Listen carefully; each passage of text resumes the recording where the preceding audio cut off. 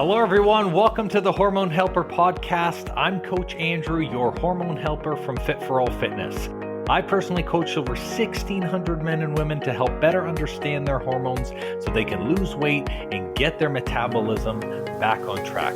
With this podcast, you're going to hear from me and my special guests about everything from metabolism to thyroid to weight loss. And we even talk a little bit of sexy time as we chat to spread more knowledge, thick like butter, on your hormones.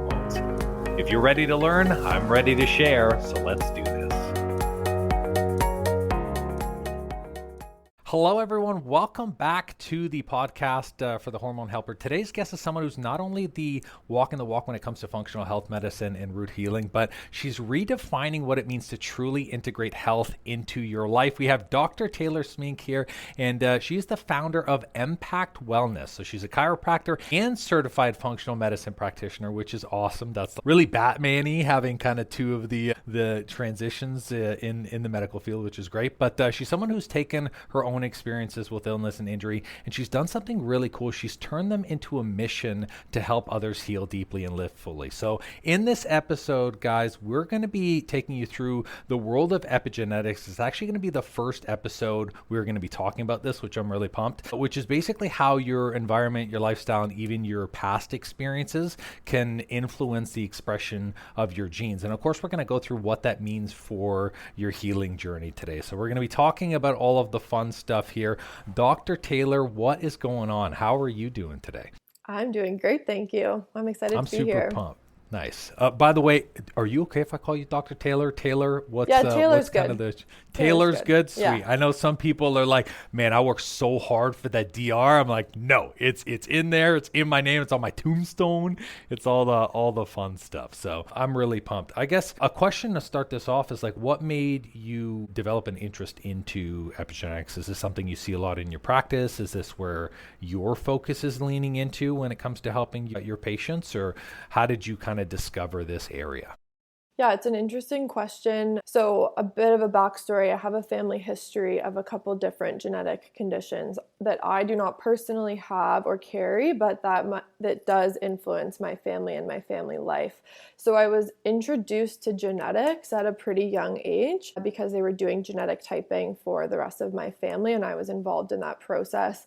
And, I think life doesn't always it's not always planned, right? I didn't necessarily think, oh, this is so interesting, I'm definitely going to go into this. It's more sort of how the experiences have all shaped where I am today. And I think with that really early knowledge and awareness that epigenetics and that genetics did play such a factor, that sort of has sparked my interest now, and seeing how very simple tweaks in the way we do things, in the way what we consume, can have such a powerful influence over our health. And that all really comes down to genetics and epigenetics. So that's sort of what has introduced then into my practice now. I love that. It's so interesting to me how a lot of the practitioners that I speak with always have a personal connection or like a personal experience with health. And that's what actually draws them into the field in the first place. Mm-hmm. And I think it's great because there's a lot of overwhelm in the industry, mm-hmm. and a lot of people who need a lot of support. So having a personal connection and a passion really helps make sure that any practitioner is over delivering and making sure these people get care. So while you're not like, oh, so great that your family had to go through this process, at the same time, it's amazing because now you can share that experience with other people. Mm-hmm.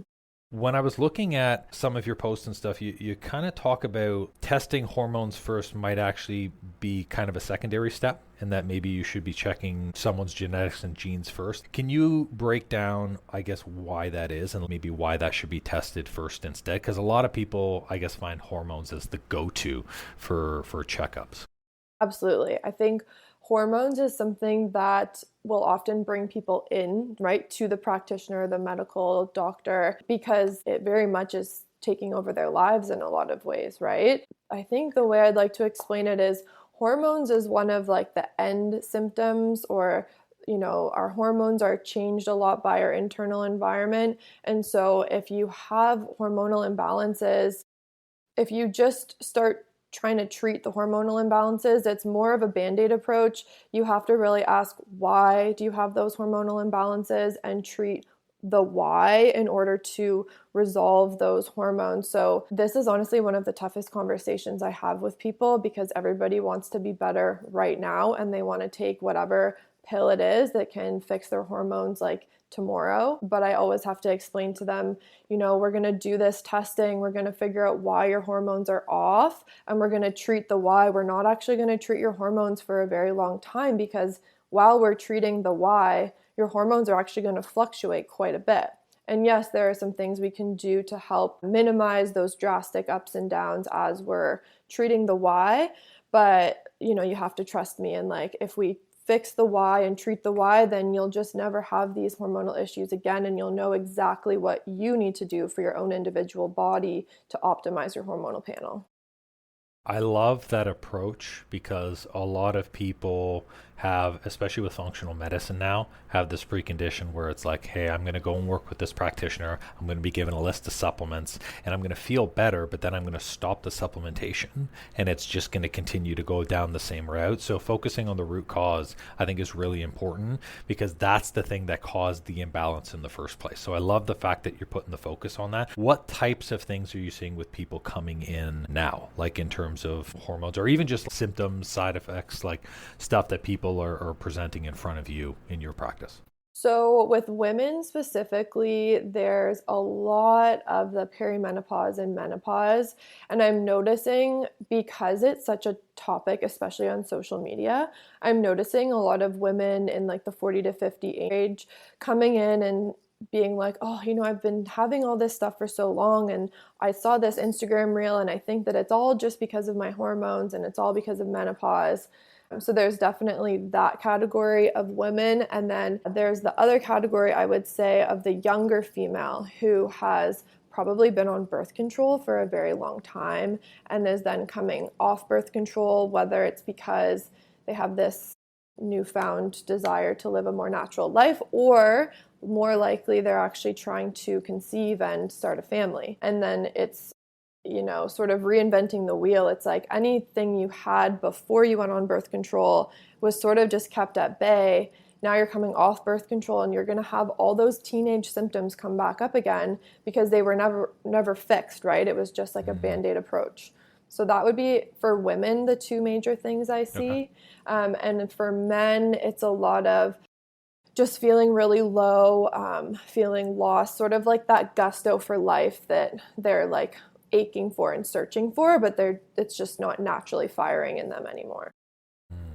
It's interesting, and I've shared very openly on the podcast before. So I've had low T for a very long time, hypogonadal, tons of hormonal issues, and a large part of what drew me into the industry originally, which was, of course, getting myself healthy. But a lot of people are told that these symptoms and the way that they feel every day is just normal, that this is just the way that they have to live, and that they have to be okay with that. It's a part of aging, which, yes, doesn't make any sense. I was going to say, that's like the most common thing. People be like, yeah, my doctor told me it's just what happens when you get older. And I'm like, no.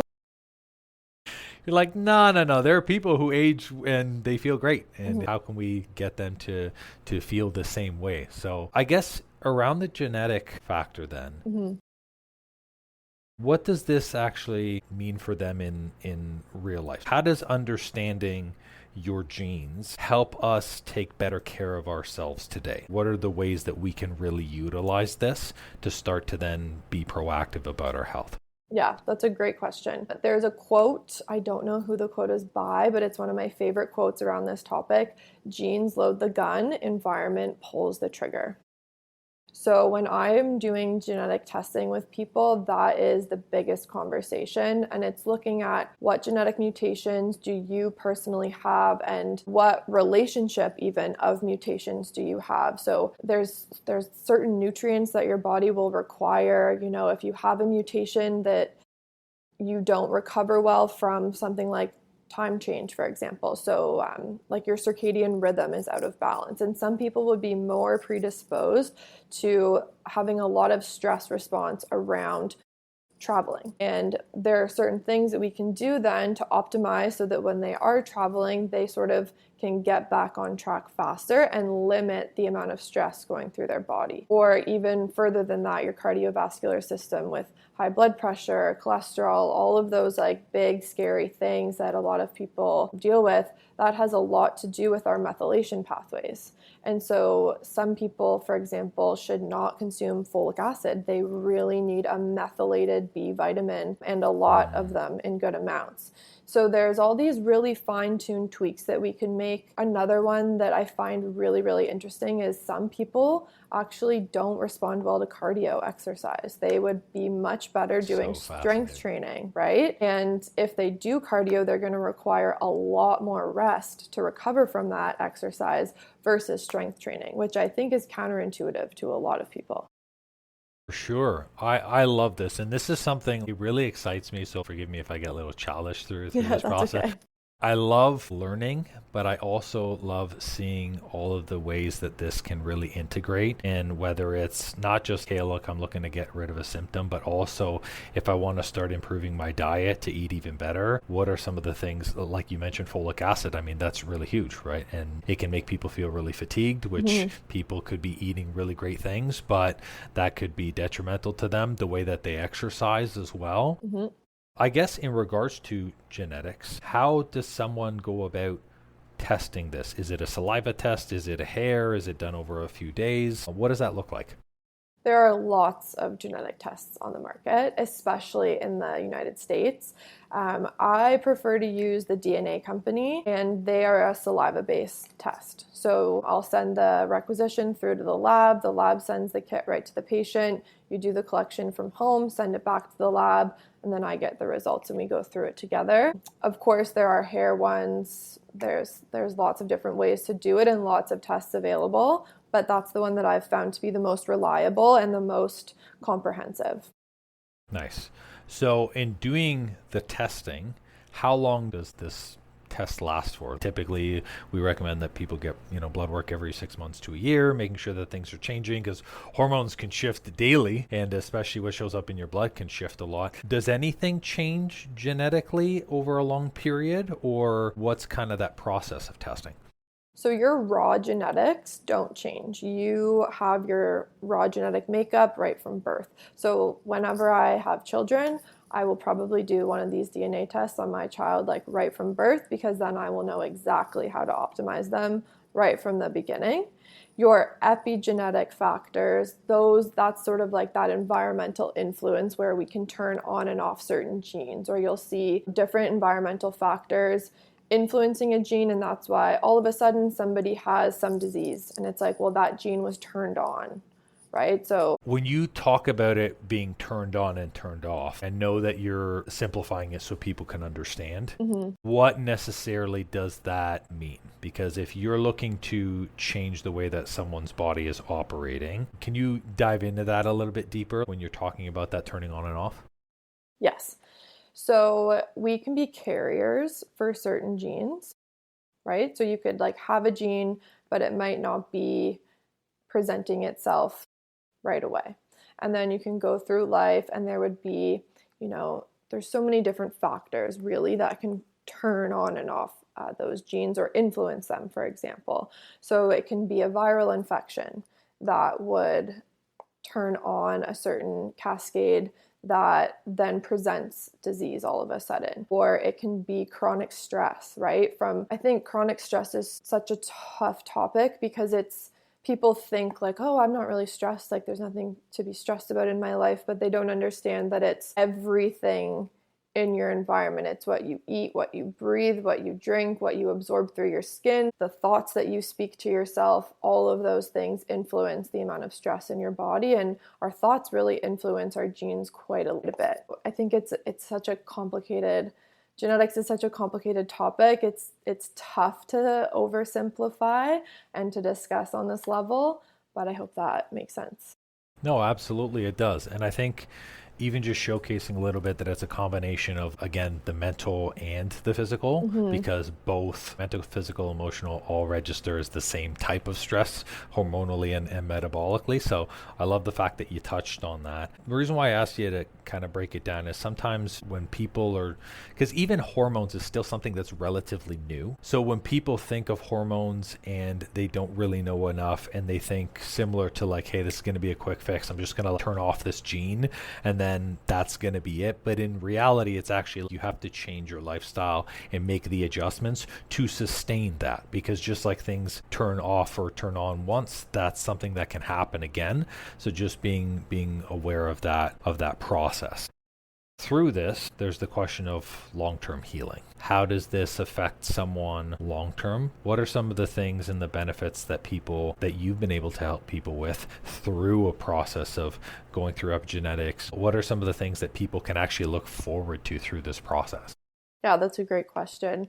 So when I work with people on a functional medicine case, the DNA stuff, as much as you'd think it would be something we do right away, when somebody comes to me and they're really sick or really unwell, there's a lot of different stuff going on, it's not the first thing that I do, because I find that that's the most useful to optimize at the end. Of course, it would give us some information. For example, like the methylation pathways is a really great example, right? But based on somebody's clinical picture, I can kind of deduce whether or not they're methylating well, kind of thing. And you can see that in a lot of their other test results as well. Like an organic acids test, for example, will pick up on how your methylation pathways are operating. So if somebody's coming to me and they're really sick, like they've got a lot going on, genetics is not the first thing I'm doing, because we need to get to the root cause of why all of those symptoms are happening. And then genetics is more something I'll implement at the end. So it's like, okay, we've resolved all of your symptoms. You're feeling so much better. We've addressed the root cause. And now how do we make sure that you don't go backwards ever again? That's where the genetics, I find, is the most powerful. Okay. So it becomes more of the long-term maintenance and the prevention of things returning in the future, what I love. You talk about the methylation pathways. Can you break that down a little bit into how those operate, just so people understand the benefits and how that affects your body? Yeah, of course. Sorry, there's one other thing I wanted to say on the previous question, which is if somebody is coming to me and they're not sick, but they really are just looking to optimize, then I'll do genetics right away. If it's like, oh, I just want to I'm feeling kind of low, I'm feeling these symptoms, just looking to optimize, for sure doing genetics as one of the first things. There's like those two groups of people I find. You're like really sick or you're really looking to optimize, if that makes sense. Yeah. In the preventative, it does. And I think that everyone should be actively looking to live the best quality life that they can.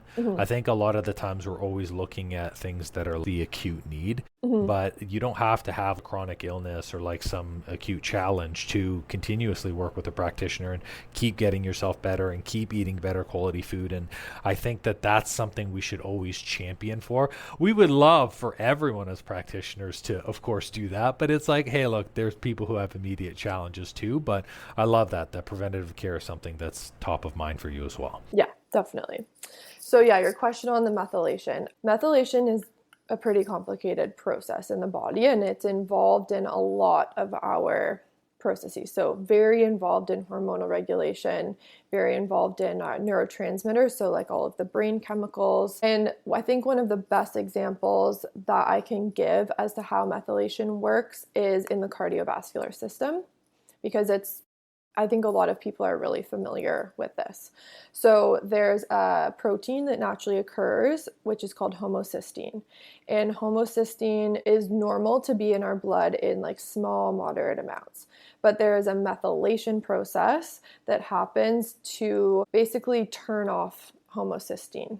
Okay, so a little bit is okay, but if it gets too much, then that creates a lot of inflammation inside of our vascular system, so inside of our arteries and our veins. And if you're not getting enough B vitamins, for example, like the methylated forms of the B vitamins, or if your cells and your genes require that methylation support, then homocysteine levels will actually rise in the bloodstream. And this creates that inflammation, which then creates microtrauma inside of the arteries, which then your body lays down cholesterol, because cholesterol is very protective for us. And then we start getting those plaques and those congested arteries, high blood pressure, high cholesterol, etc. So all of that really is a methylation problem. And if we can just eat the right foods, avoid specific foods, and make sure that we're getting good amounts of those very important B vitamins, then our body will methylate. So it will change that protein that could be inflammatory into something that's not inflammatory. And then it's not going to affect us.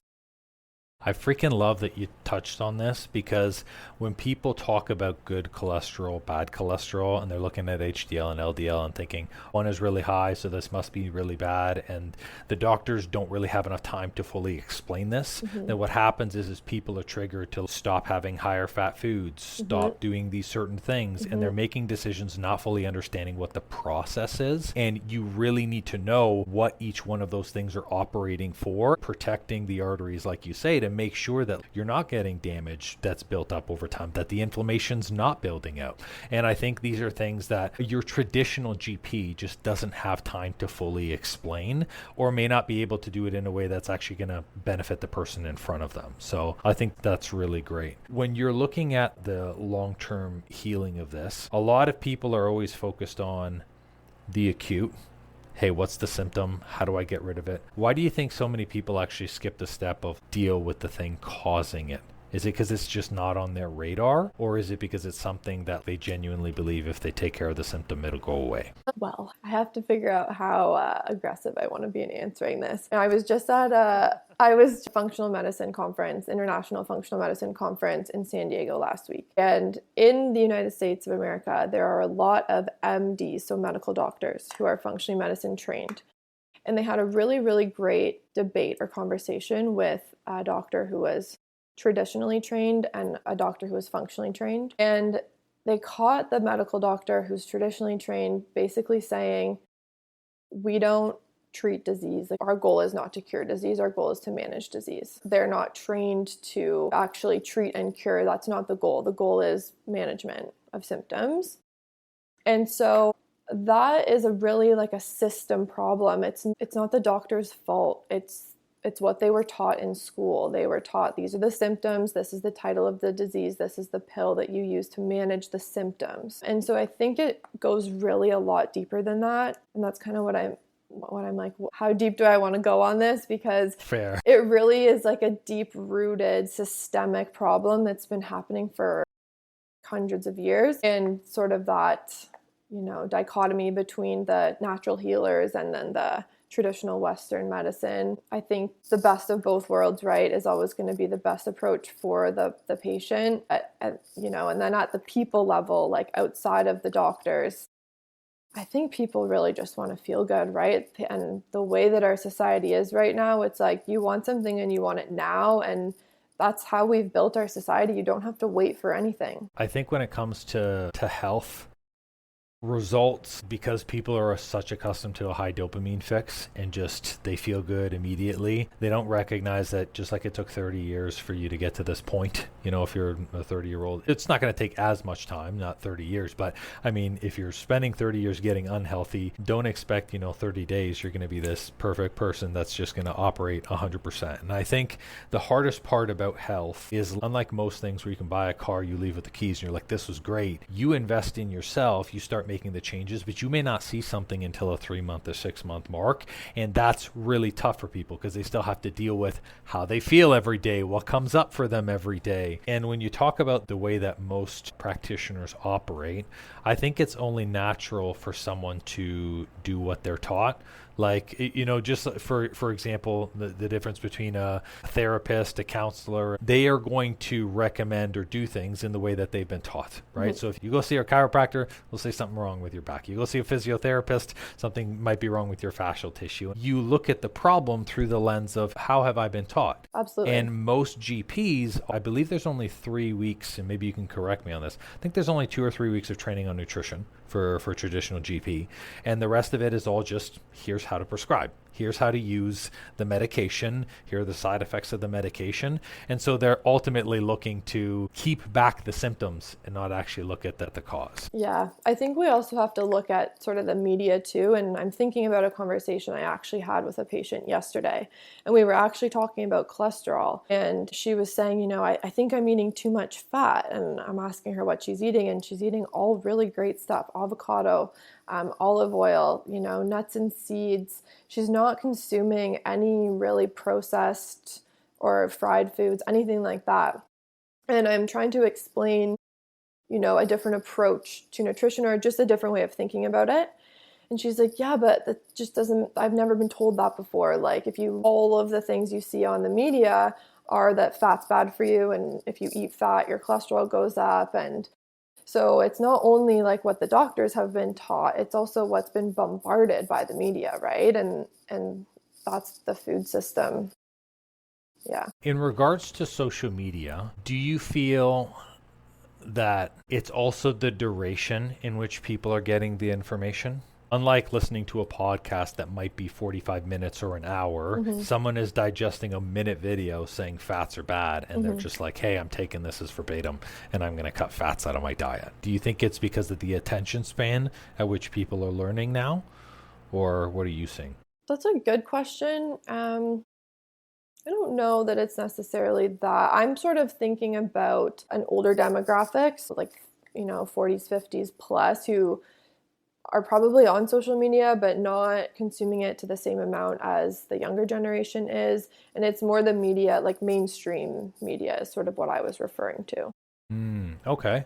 Yeah, it's interesting because I haven't had anyone, I guess, refer to it from the mainstream media perspective. I know I can only look to my family members, and my father scrolls like a fiend. He's just, he's going to burn out his fingertip. He's just next. Very low threshold for attention, for sure. But I think it is changing 100%. I find it interesting as we go through the process, because the record levels of health people are developing more and more issues. And again, genetic changes that we haven't seen in people, just like hormonal shifts, men chronically being at significantly low levels of testosterone, estrogen level being at record high. I'm sure you're seeing things genetically. Are there things coming up where you're like, oh, this is something that might be a trend in the future, or what have you been seeing? Yes, I'm definitely seeing lots of trends. Do I think that they're genetically related? I more so would argue that they're environmentally related. Again, right, genes load the gun, environment pulls the trigger. So I think, sure, there's obviously a genetic component, but I think a lot of the trends we're seeing is because of the trends that have been sort of popular in the way that we're living in North America. Okay. What is that largely related to food? Or are there other lifestyle trends that you're referring to? Yeah, so with food for sure, without a doubt. And if you go deeper into the food system, it's the chemicals that they're putting in our foods, on our foods.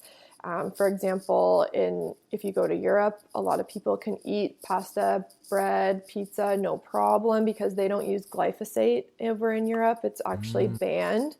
Whereas in North America, even though it's a known carcinogen, it's known to cause cancer, it's known to literally eradicate all microbial life, they're just lacing it on all of our food, especially our wheat here. So as much as it's like, we know, okay, don't eat processed foods and all these things, but unfortunately, even a lot of the healthy foods that we have, they just don't have the same nutrient content and mineral content, because our soil is, it goes so deep into the food system. And then you have to talk about the air quality, our water, even a lot of those chemicals now are in our water, and people are taking a lot more prescription medications. Well, if I was to drink tap water, I don't take prescription medications, but I'm going to get them from the tap water, because a lot of, you drink water, you go pee, and then it's unfortunately our whole environment, right? I could go on and on and on. The EMFs, like there's lots.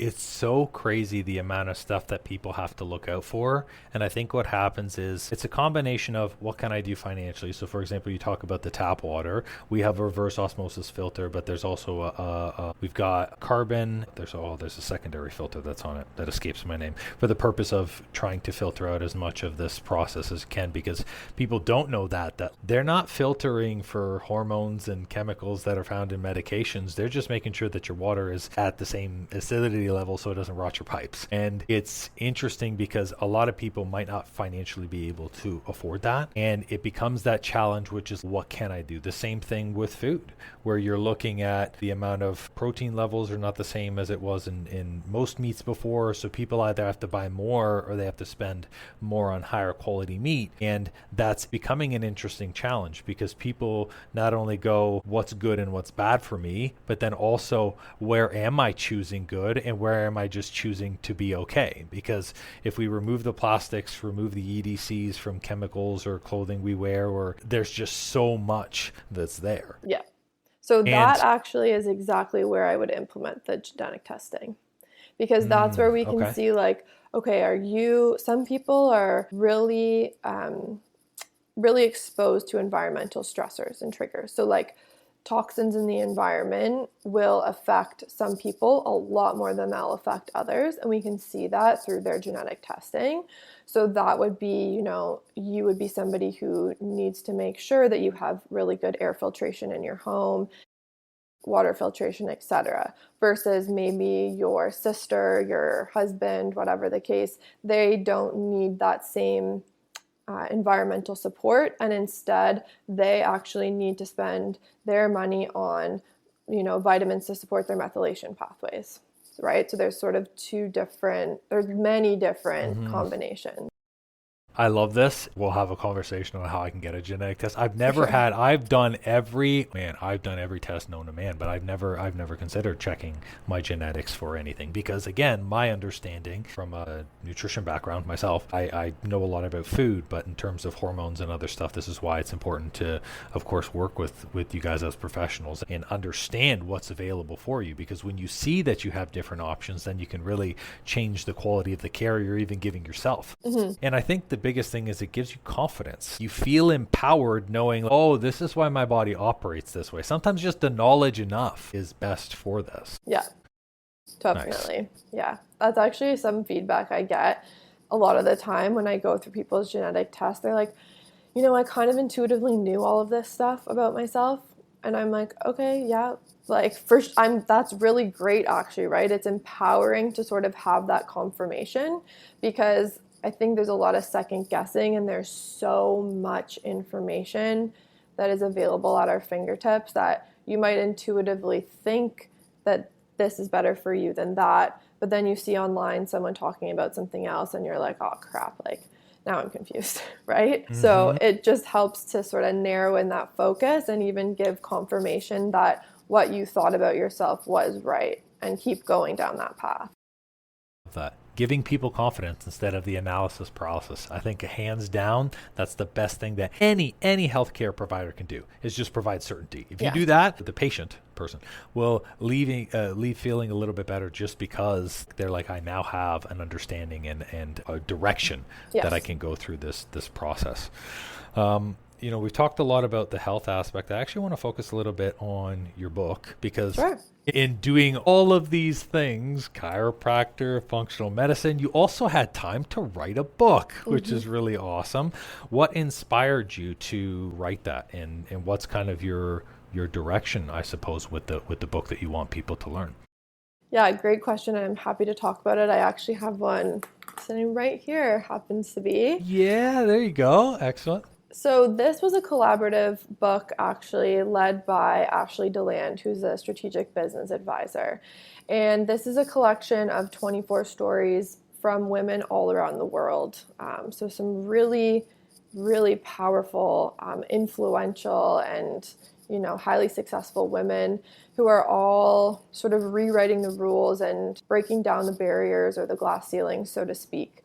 So I wanted to be involved in this because I just think that it really is so much more than like, oh, we just wrote a book about sort of our stories in entrepreneurship. It's really empowering to come together and to see that we all look different and we've all had really different backgrounds and stories, but a lot of the messaging in our stories is the same. Like we all had to learn the lessons of self-worth, self-love, being your authentic self, being confident in who you are, being bold, like allowing yourself to take up space. And it's so interesting, I think, from my perspective, to see some of the women who are collaborating in this book, and they're like these global moguls, and it's like, whoa, you say the same thing to yourself in the mirror that I do every day. So it really is more than a book. It's sort of a movement. Yeah. I think it's beautiful to start showcasing more of the reality. And I think social media, and I won't label platforms because I mean, it's all happening in multiple areas, but it does a really good job of painting only what people want you to see and not what actually is. And there is a new epidemic, which I mean, I've seen for a really long time before I transitioned out of my practice, which is mental health. Like you talk about self-worth. The majority of the men that I've worked with in the past, depression is something that's at an all-time high. And these are things that we discuss what the meaning of these things are, but we don't really go into here's how we can navigate through this. Mm-hmm. And I think this is going to be the new challenge, the challenge of self-identity, mm-hmm. the challenge you talk about worthiness, the challenge of acceptance, where people can just acknowledge I am where I am in this moment and I'm okay with where I am. That's very important. And I love that all of you ladies came together to actually showcase from different areas that the conversation is the same. Because it really doesn't matter whether you are a business owner, whether you're someone who doesn't own a business, you're working for someone else, whether you're a stay-at-home mom. The reality is we do all have the same conversation. And it all comes down to our belief in ourselves. I'm not sure how you talk about self-worth, but I imagine it's all the value that you provide, the unseen that happens without you, that is still contributed by you. All of these things are really powerful. You have this beautiful combination where you get to combine both helping someone physically with also showcasing ways that they can change mentally and emotionally. Yeah. Because I think that they are connected. Big time. And I love that you actually used a male example there, because working with men is something that I want to say just touches my heart in a different way, because to see a man get really vulnerable, like in the healing environment, you know, I sort of tell people, like, I can chemically balance you. I can tell you what supplements to take. I can tell you what foods to eat, what exercise to do. But if we don't address your nervous system and we don't balance your nervous system and make sure that you feel safe in your own body and you feel worthy in your own body. And I think that automatically sort of has a feminine feel to it. But to watch a man be vulnerable and actually go deep into those subconscious layers and, you know, cry and be like, oh my gosh, I can't believe that I thought so little of myself, you know, to really be raw and to see the drastic influence that can have in how they reintegrate after they've gone through this sort of like chemical balancing process. That part is so, so important. And of course, men and women alike go through this. I just love that you brought the male population into that conversation, because it's something that I'm really passionate about, creating a safe space for the men. Because I think, you know, as women, it's normal for us to be emotional or vulnerable, but to create that safe space for men to know that it's normal for them as well, I think it's really important. I think, and I appreciate you saying that, and I'll be a little personal because I'm an open book kind of when it comes to these things. I think the word which men need to change is the word normal. Because when people hear normal, they think I'm not normal for doing these things. I think for women, it's natural.